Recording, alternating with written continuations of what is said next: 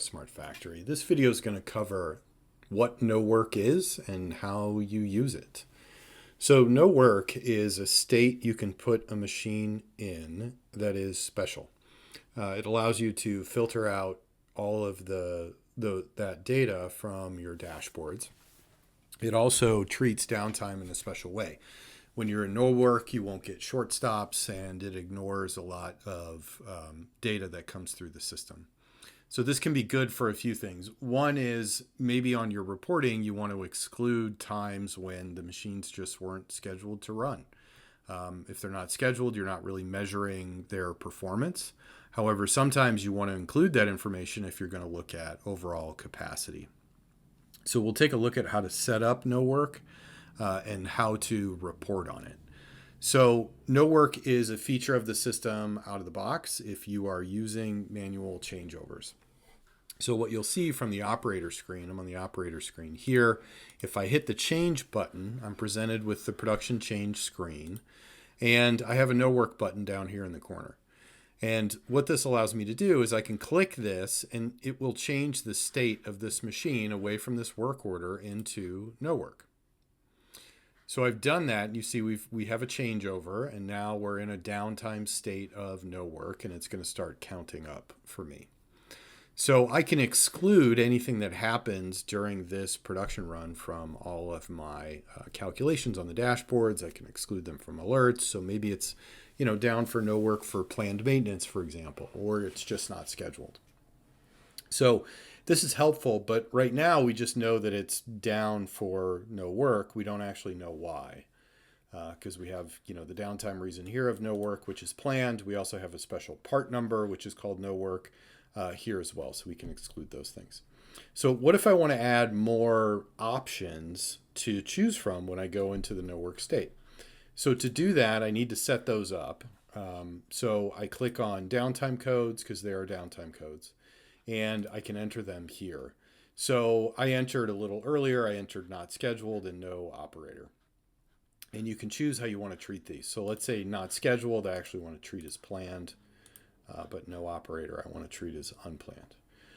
The other thing that you'll notice is there is a no work state. If you want to change the name of that, you don't like it to be called no work, feel free to change the name of that.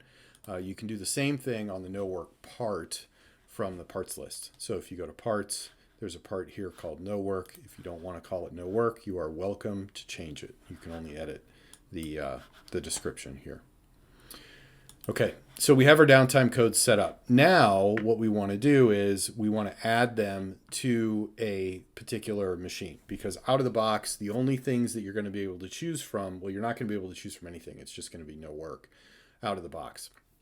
You have to specify the other downtime codes that are available when you go to the no work state.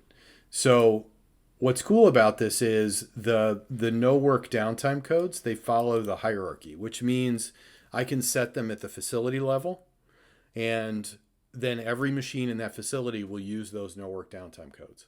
Or I could override those at the department level. So let's say this main department here, I want a completely separate set of downtime codes. I can do that. And then I can override them at the individual machine level as well. So just to make it easy, I'm going to pick one machine and add it because we're just working with the grill. So I'm going to go to cells and machines over here, click edit, and then I'm going to add my no work codes here. Okay. So we want to keep the system default of no work. I want to keep that for the scenario. You do not have to keep that if you don't want to. Okay. So these are all no work downtime reasons. And then we're going to save those. So now let's go back over to the operator screen, and I'm going to hit change. I'm going to change to a work order and then quickly change back to my no work state. So I've changed over to a work order. I'm tracking my downtime for the work order here.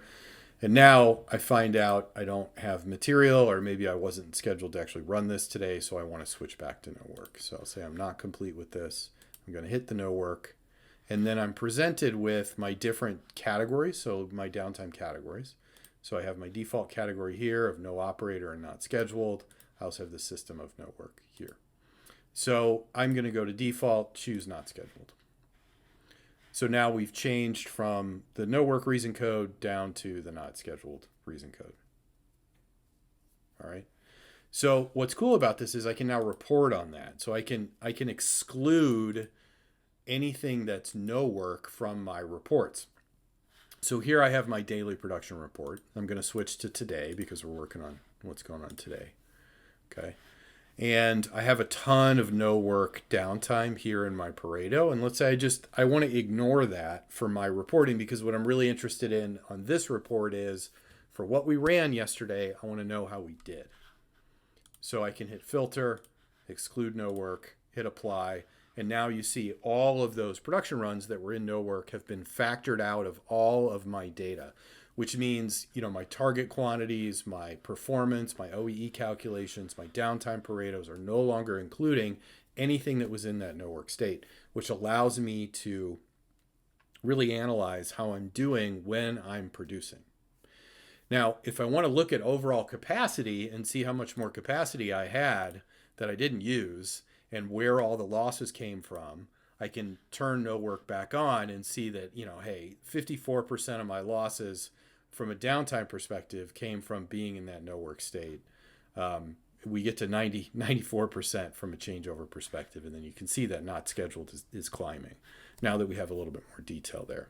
So no work is really powerful, and it lets you understand in a very granular way why you're down when you're not actively producing. So this is a really easy thing to set up. It's part of everybody's system. You can change it to no work if you have manual changeovers turned on. It's in every package that is available with Mingo Smart Factory.